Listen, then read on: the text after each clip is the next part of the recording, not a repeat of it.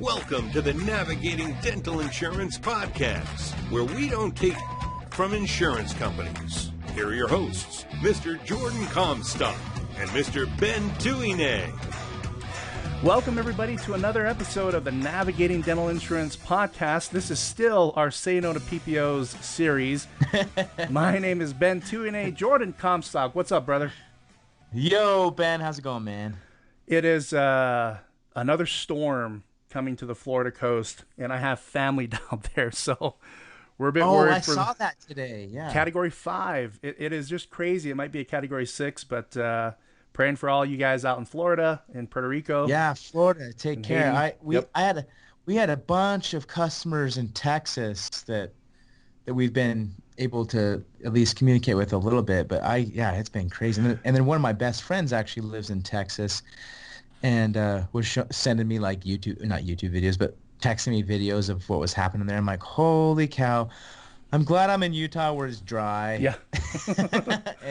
and there's no floods, right? On most days, so our guest, Dr. Brady Frank, on most days, Medford, Oregon is just a bliss, and we can get to that here in a little bit. But to give Dr. Frank the proper introduction, I love this guy. I met him. He was the number one episode on Dr. Mark Casas's podcast, and I listened to that, and I was number 4 or number 5 on that podcast. And I spoke at the Dentalpreneur Conference, the summit. I believe that was 2014. I didn't get a chance to meet Dr. Frank there, but I already knew who he was. I knew a lot of people that worked with him, including the marketing firm that he works with. For those of you that haven't heard of Dr. Frank, which I think would be a complete surprise, Dr. Frank he's on the forefront of the implant industry, not the booby trap implant industry, the dental implant industry, and has trained over 3,800 dentists on both novice and complex procedures. I only mention that because part of the first time I heard Dr. Frank speak, he told this story about being in Miami, a lecture, and some of the office managers late after the meeting wanting to go skinny dipping. Had nothing to do with the lecture whatsoever. It was just funny, and then he just pivoted into, now we're talking about that, let's talk about implants, and everybody just was in a roar laughing. I was like, smooth transition. Awesome. Nice. So he learned at an early point in his career that only 6% of the dentists were able to retire at age 59 with a great amount of abundance.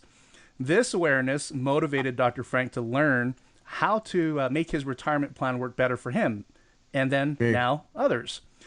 He has an interest in helping others in the industry, particularly younger dentists, avoid the mistakes that he's learned along the way. He is a heavy hitter international lecturer and a crowd favorite with his style, charisma, and content. We met Dr. Frank, as we mentioned, at the Dentalpreneur Summit put on by Dr. Mark Casas, and learned about the many ways in which you can transition a dental practice and influence partners and associates to produce at a very, very high level.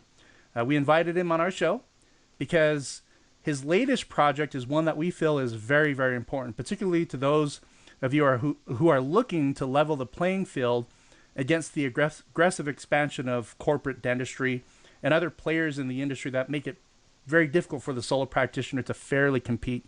Dr. Frank, welcome to the show. Hey, Ben and Jordan, great to be here, and it's going to be a fun time. Yeah, absolutely. Looking forward. Yeah, it's going to be awesome. I dated, maybe I should say this quietly so my wife doesn't hear it in the other room. So I actually dated a girl from Medford years ago. And you did? I did, yeah. I don't know exactly where I'm not familiar with Medford. I've only been there once. But her dad was a state trooper, retired state trooper at the time. And all I remember is that Medford, we flew up to Portland, and then we jumped on a small regional commuter down to the Medford airport. And I just remember it being a beautiful, gorgeous rural town, a small town. And then I hear about what you've been doing up there. You've built a huge practice that does multi-millions a year. I've just been really impressed with what I know about Medford, which is not a lot, and the fact that you've been able to build an empire up there, which leads me into what we want to talk about today. We'll have a lot of fun here talking about Medford and some of the things that you've done up there. But let's get into that DSO project. So this DSO project, what is it, and who is it designed to benefit? Yeah, so for years I've taught on dental transition, right, and even taught phasing out seminars to guys between 55 and 85 years of age in the mid-2000s. And, of course, when I got out of school, I had bought 7 practices and transitioned a bunch of partners into those over time. And so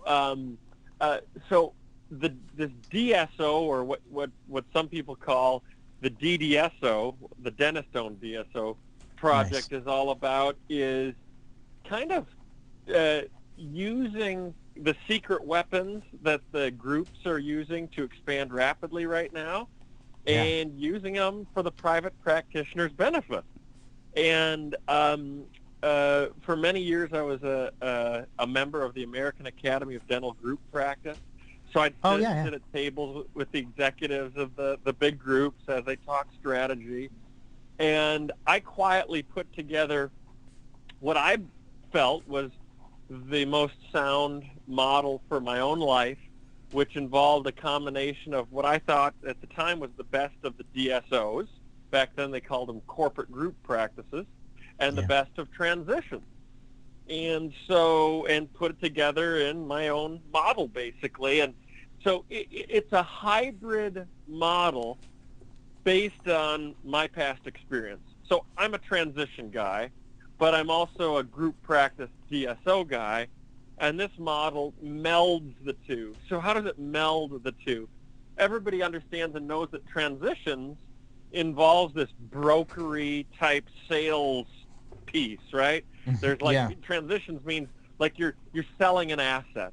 There's some kind of money that changes hands, and usually there's a bank involved, right? Right. And so I melded that whole environment in with group practice ownership so that it could be what I term a DDSO, a dentist-owned DSO. Nice. So let me back up just a moment and try to, as clearly as I can, because I know we've got limited time, spell out how it works. So first of all, a DSO is nothing more than a separate LLC outside the practice that performs a lot of the non-clinical business management functions. And that has a management services relationship with the clinical practice. The transition component comes in wherein partners are added to the clinical portion of the practice. So Heartland Dental, if you asked Rick Workman how many practices they own right now, do either of you have an idea of what the answer might be? And I have no idea. No. I know you and I both know one of the guys there. Oh, what's his name up in Wisconsin? Tim Quirt. Tim Quirt, yes. Yep. Nice. Good guy. Yes, great guy. I'm glad you guys didn't answer because it is a trick question. And he was actually, good. Yeah, he was actually asked that question, Rick Workman, recently in an interview with one of the big trade journals, and the answer was 0. We don't own any dental practices. They said we are a DSO, a dental services organization. We're not actually allowed to own dental practices. So we've got this environment where dentists are trying to, hold their claws in their practice and keep their practice, when in reality your dental practice is the business in your life that is wrought with the most liabilities, actually. There's leases involved, and debt, and lines of credit, and employment liability issues. And so the DSO, which is nothing more than a management company that has a revenue sharing agreement with the clinical side, the DSO is the valuable part of the business. So if you kind of make a bubble with your hands and then you take and make 2 fists out of that bubble and move them apart, you really, in essence, separate the business assets of your practice from the clinical assets of your practice. The Very DSO owns the business side. The clinical side does the clinical dentistry. And now you can add partners to the clinical side without diluting yourself on the DSO side. And furthermore, you can add, so 90% of dentists just want to buy a job, right? They want to pay, get in debt to buy a job, right? But 10% which makes no sense. Which makes no sense, right? Yeah. But 10% of dentists, want to be entrepreneurial guys. They want to grow. They want to build. They want to, like the guys listening to your podcast. They're the guys that aren't just happy with the status quo. They want to improve, grow, innovate. These 10% of dentists, which are most of the crowd listening, are the guys that need to be listening to this right now so they can actually build their ideal model, which will, not only carry them into retirement, but give them all the financial abundance that they want before them. Now, you might say, well, hey, if you're adding clinical partners and there are dentists buying a job, then doesn't that seem unfair? Well, not really. A lot of dentists, and this is why DSOs are growing so much, corporate groups, a lot of them are just creating positions for dentists. Most dentists say, I just want to go to work, do dentistry, and go home. Have you ever heard that statement before? I just want to... all the time. Go to work. They say some dentists just want to do that.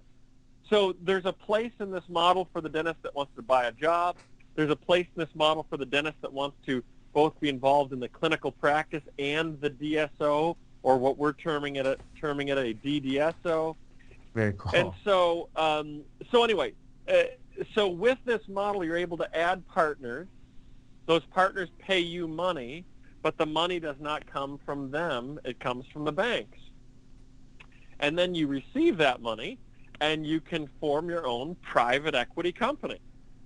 Very and this cool. private equity company is basically your own little bank that you use to buy an undervalued practice, build it up with what I call trial partners, allow those trial partners to buy into the business, and that business is managed by your own DSO or your own DDSO.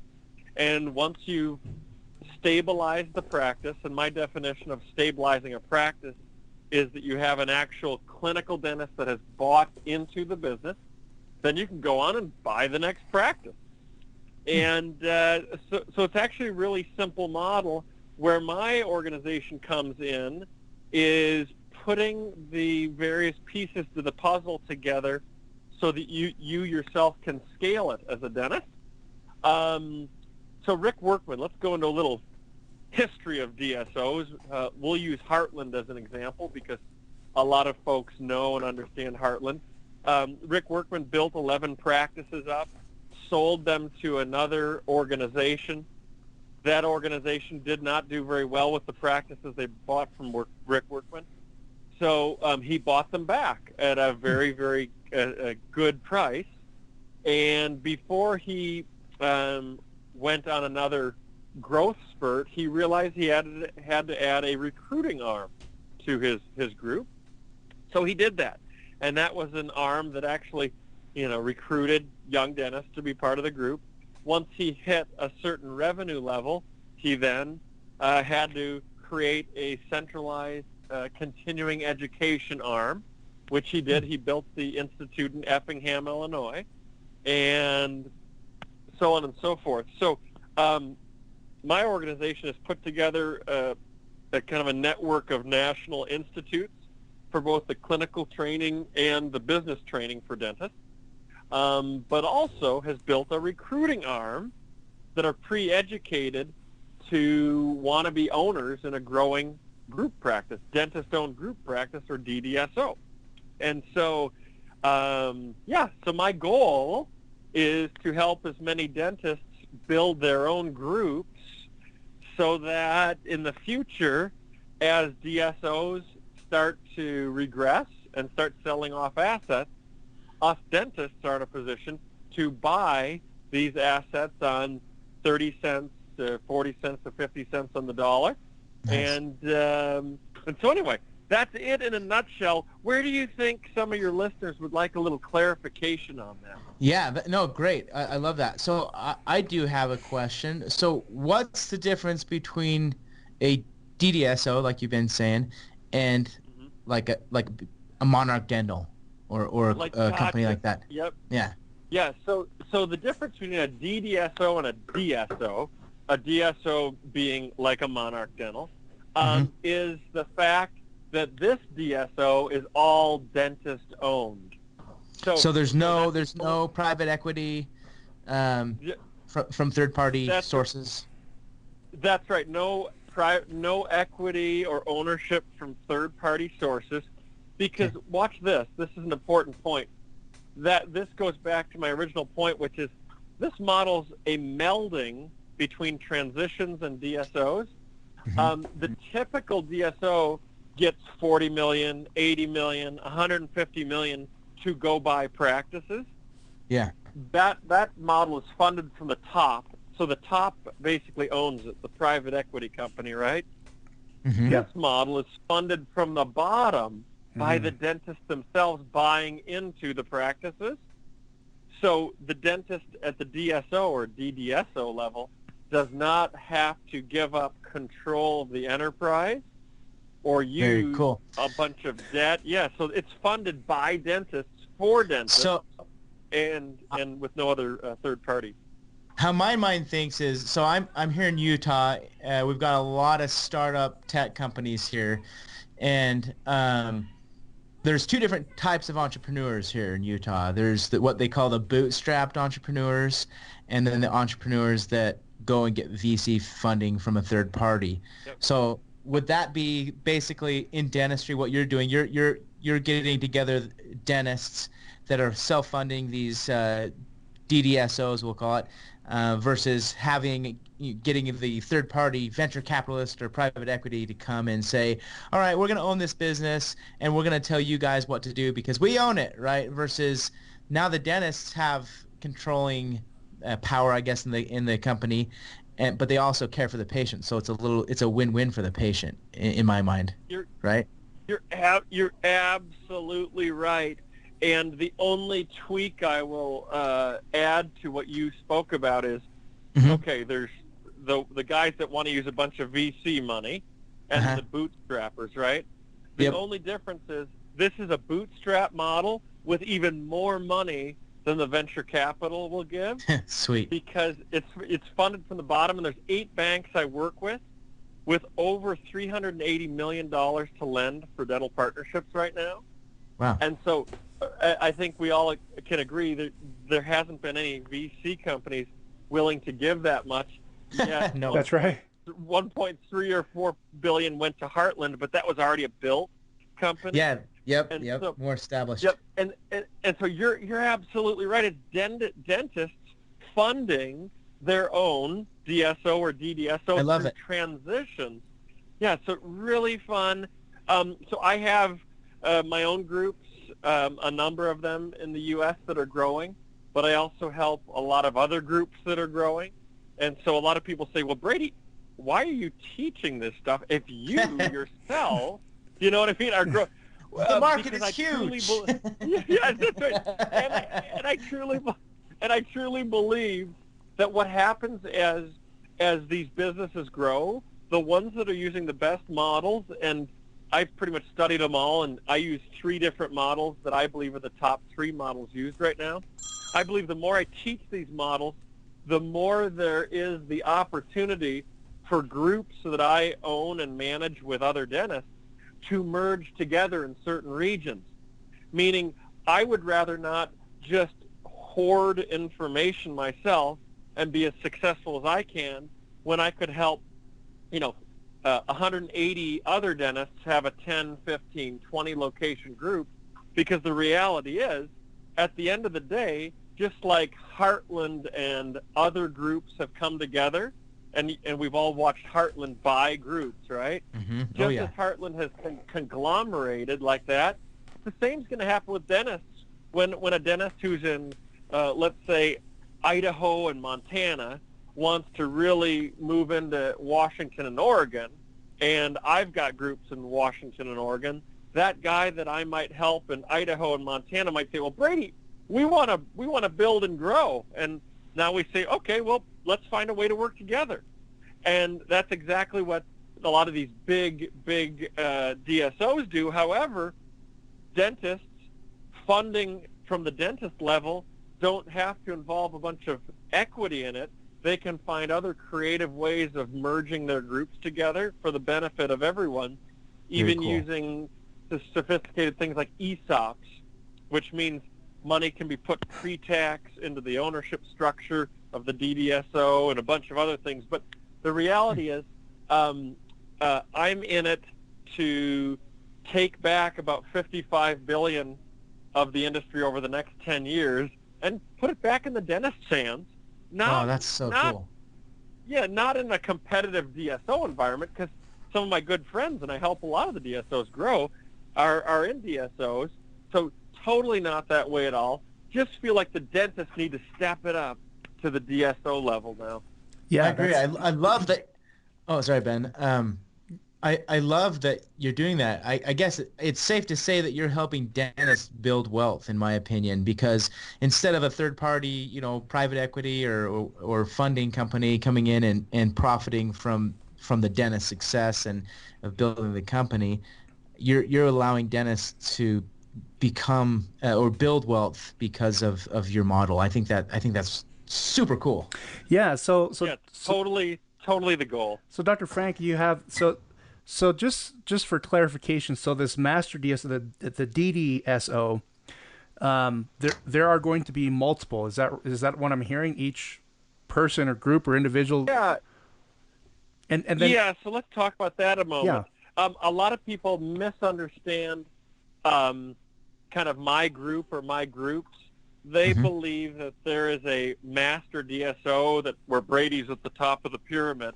And actually, it's really I think that would be okay. I mean, you're a cool guy. You're level-headed. You're smart. I'd be fine with it. I'd be fine with that. Except most dentists, at least the ones I work with, are sophisticated to the point where they don't need some, head of the pyramid guy like me running the show. So my organization actually joint ventures with dentists that want to go big, and they own their own master DSO. So I teach a dentist to build a group, which he starts out with a master DSO.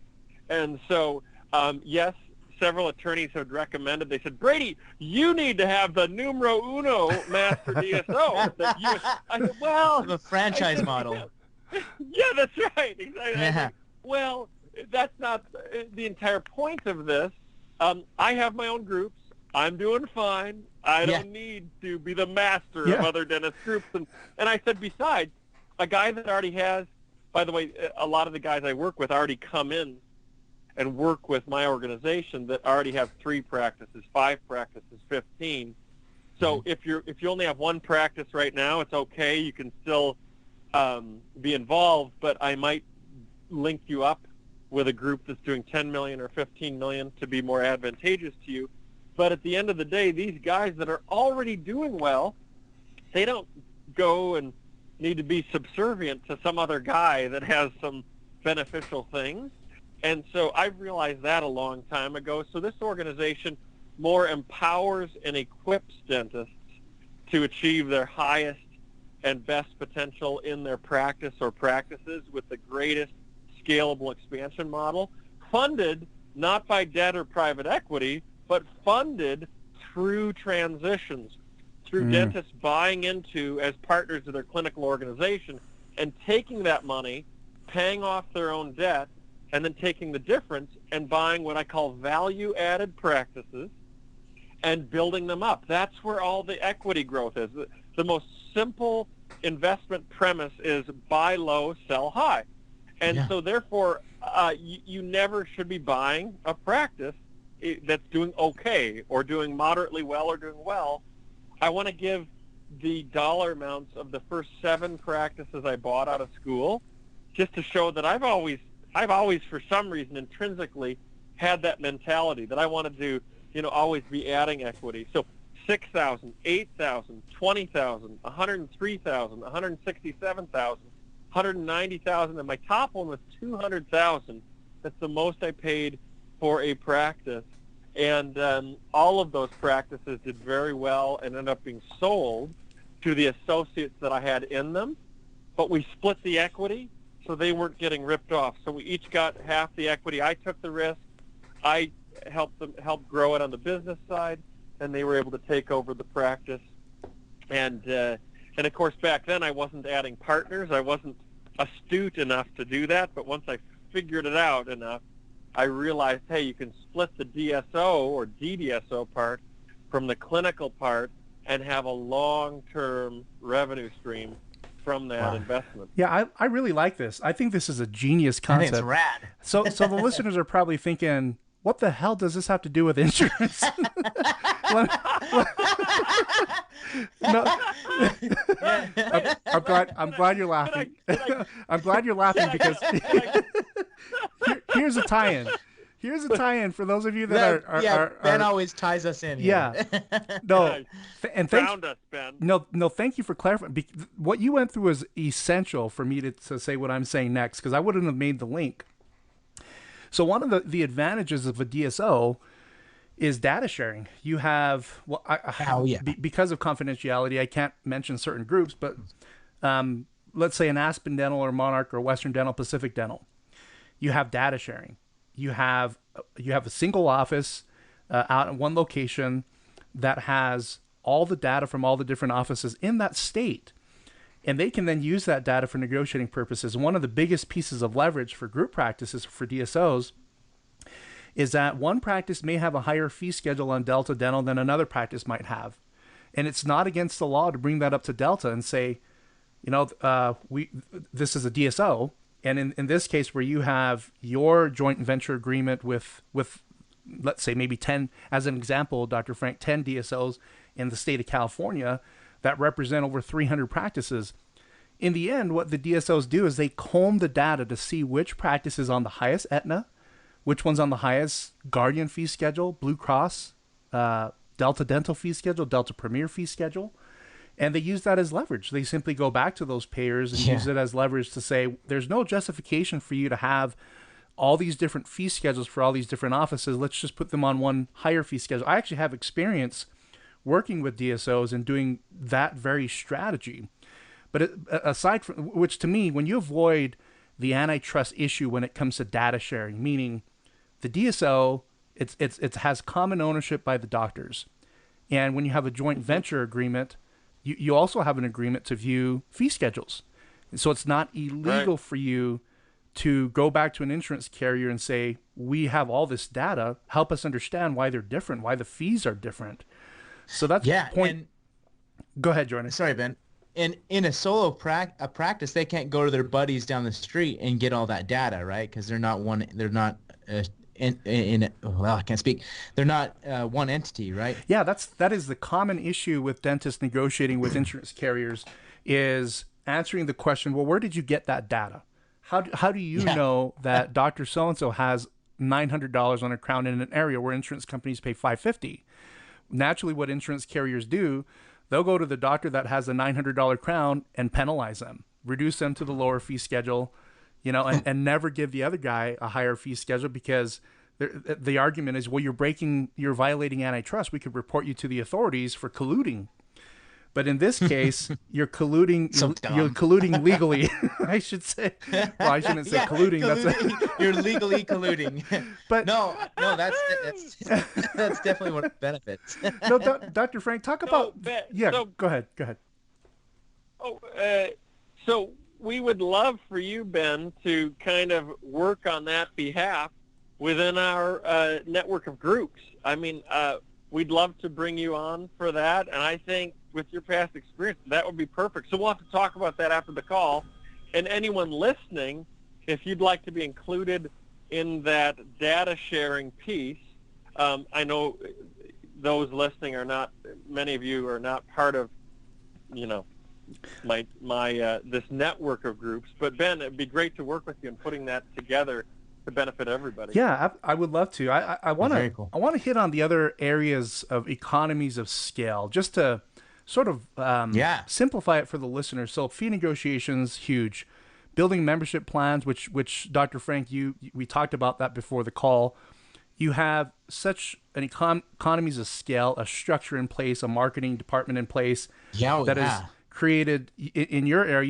You have a big city practice. Your practice is huge in a community that I would refer to as a small rural town, but yet you've seemed to have managed and mastered all these different areas, from case presentation to transitions down to implant cases, to where you've built this really huge empire in Medford, Oregon. The DSO, economies of scale. Can you tap into that a little bit of some of the benefits in terms of what should be the right word, cooperative or DSO, where practices come together? Yeah, absolutely. And even on a broader scale, in our network of groups nationally, what we do is go to suppliers like Shine, and we are, just like you had mentioned on the PPO side of things, they have agreed to treat us as one group. So right now we receive almost the highest rung of discounted supplies from Henry Schein, and by next year we will be at the steepest discount level for supplies for all these groups nationwide, these independent groups, these guys that have their own master DSO. And I'm not going to give the numbers on the podcast because some of us might feel physically ill what we're currently paying for supplies. But really, you hit the nail right on the head. The economy of scale has gotten ridiculous, from the dental supplies to the dental labs to the marketing, the postcard stuff, the radio spots. I mean, it's just incredible. And even beyond that, just some of the management that occurs. Like, a typical office has an office manager. Well, when you have a small group, you don't have to have layers and layers of managers like DSOs oftentimes do. You can have your best person now as the office manager for 2, 3, or 4 locations. And so we've expanded into different regions in the state of Oregon now. I mapped out 12 regions in Oregon, and currently we're in about 4 of them. And so in different states with different groups that I work with, we map out that state. And we keep each pod of practices, and I consider a pod a group of 3 to 5 practices. We map out a region that will accommodate, based on the population density and demographics, an area that can easily take on 3 to 5 locations.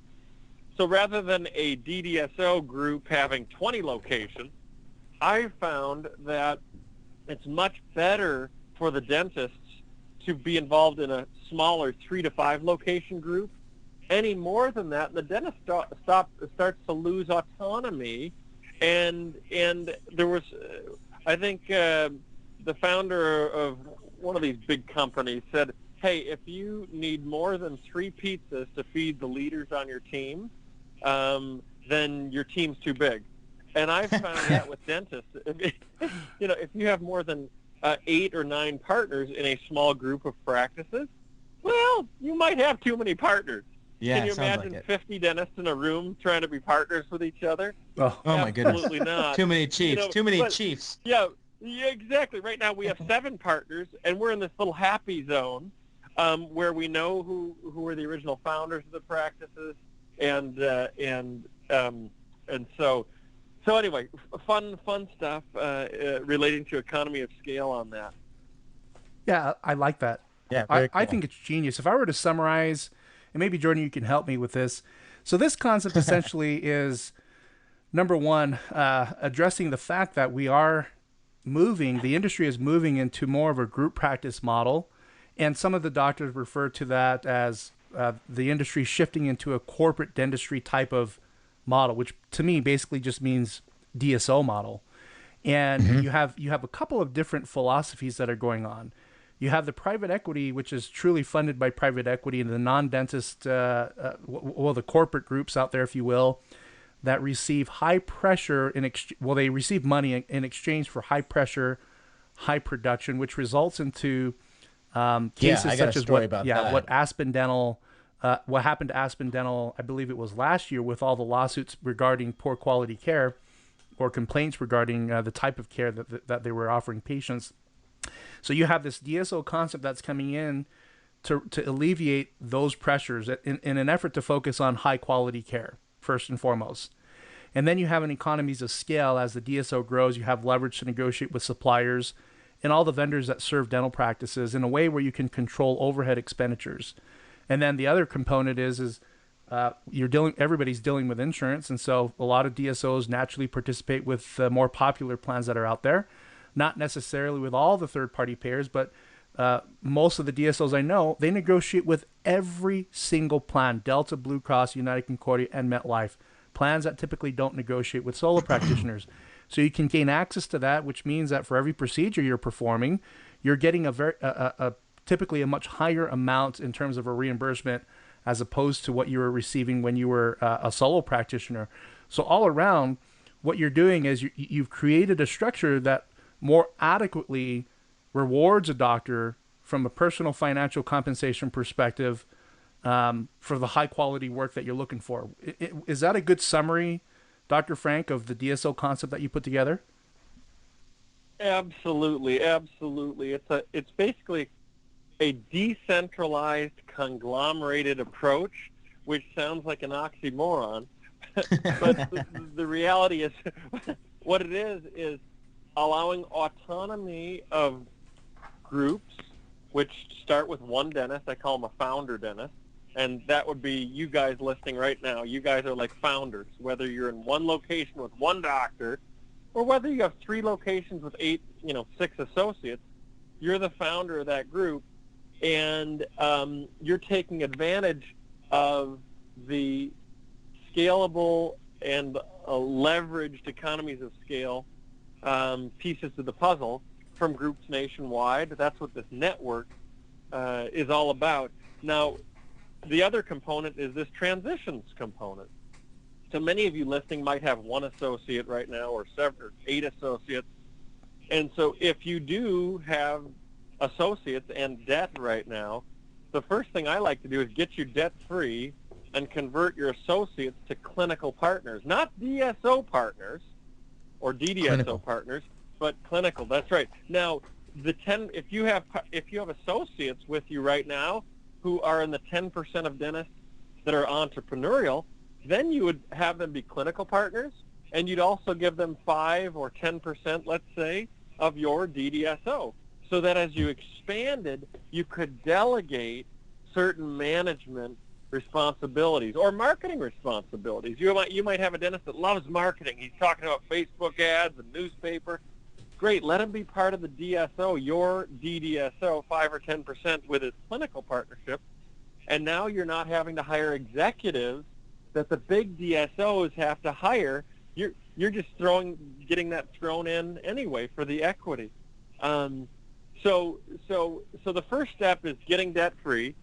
The next step is expanding without debt.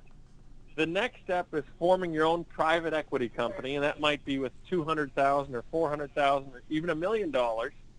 And that's what you use to buy these undervalued assets. When you buy the undervalued asset, you increase the value of that asset or the value of the practice, and then simply do what I call equity harvesting, harvesting the equity from that increased value asset. And that's where you add these clinical partners. And so once you equity harvest, you use that money to pay off debt or to buy another location or 2. Very cool. Dr. Frank, yeah, this has been a really interesting podcast episode, and I think we probably will have you on again because I think we can go into more detail with everything you've been talking about here. If our listeners are truly interested in what you're saying, do you guys have a website that they go to learn stuff on or contact information there on the website? Yeah, so you mentioned OsteoReady, the implant stuff to begin with. And if you go to osteolikeBoneReady.com, we've got courses around the nation with that. As far as my personal group, I have actually chosen not to have a website because I'm really not looking to work with any more than about 25 groups around the nation. And because of that, we don't do a website. It's more of a situation where we're in it together. For that one, I'll just give you my personal email. It's bradyfrank74@gmail.com. Would be happy to talk to anybody, even if you've got a solo practice and you're kind of seeking to do more, but you don't know what direction to go. Be happy to get on the phone. And so can do that email, the bradyfrank74@gmail.com. Also have a company called Transition Time. And Transition Time is just a fee-based consulting company that teaches dentists how to add partners or how to create their management company.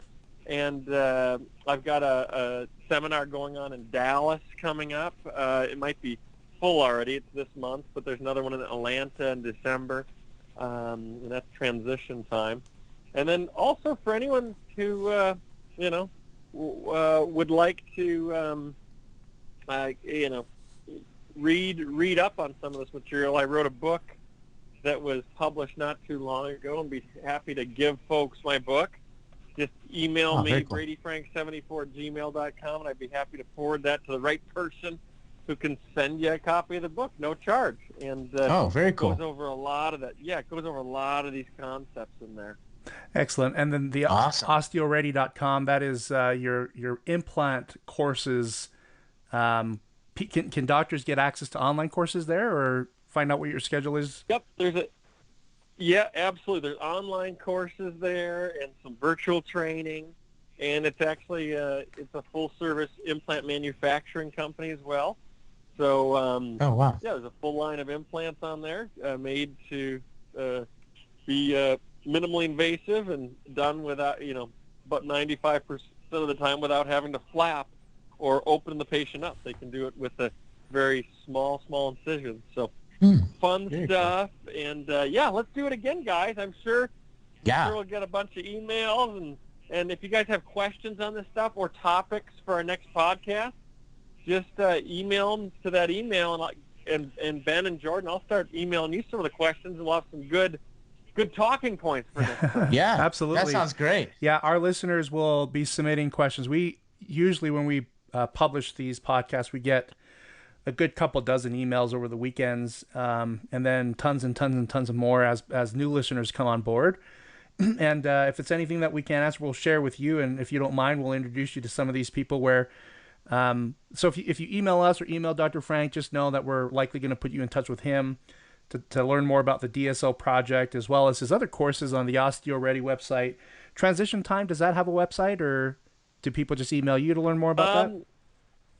They can email me. There is a website, but it's tough to find right now because they're doing some internal work on it. So if you have any trouble finding that, I can send you guys the link to that. Excellent. Well, Dr. Frank, it's been a treat and a pleasure having you on board. Do you have any closing thoughts for the listeners before we part ways with you? I might just mention that it is great to be talking to you guys, because a lot of the stuff that these DSOs are going to deal with in the future, and DDSOs, is insurance related. There are a lot of new innovative plans that are out there that are definitely worth looking at. And I know you guys are at the forefront of a lot of these exciting new plans that reimburse better, and so I'm so glad that you guys are doing that. As far as parting comments, as far as the next 10 years go, a lot of people paint a pretty dim picture for private practicing dentists, especially the solo practitioners or the guys with less than 5 practices.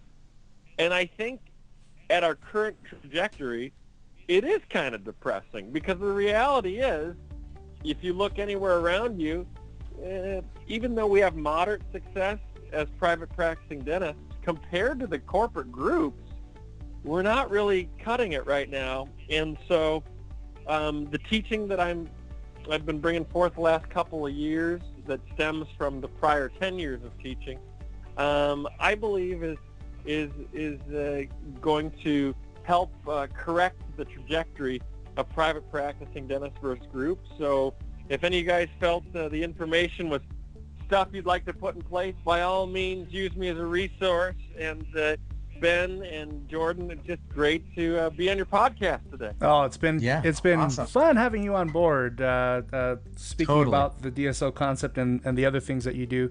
We just truly appreciate you, what you're doing for the industry. I know that you have a ton of followers out there, but if we can speak on behalf of our listeners, we want to extend our thank you for sharing all of this valuable information. So we'll post all your information in the show notes. If you're viewing this, listening to this on iTunes, SoundCloud, or on our website, you will see links to Dr. Brady's email, as well as the Osteo Ready website for you to click on and take a look at. But Dr. Frank, thank you again so much. Enjoy Medford. I think you guys have pretty mild winters out there, do you? Yes, we've got a lot of smoke right now. Uh-oh. A lot of smoke. A lot of fires out Yep. here. Same here. Well, Yeah. stay cool, and then in the wintertime, stay warm. And we thank you so much for being on our show. Thank you, Dr. Frank. Yeah. Thanks, Yeah. Dr. Frank. Take care, guys. Bye-bye. Take care. Bye.